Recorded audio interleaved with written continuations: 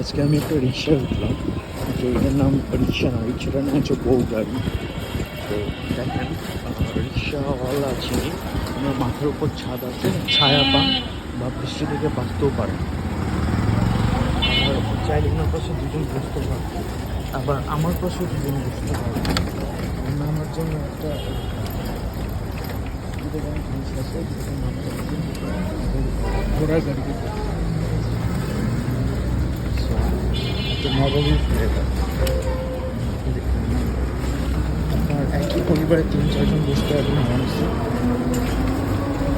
যেটা কোনো অটো গাড়ি না, এটাকে রিক্সাই বলে বা আদৌ করে বউ গাড়ি বলে।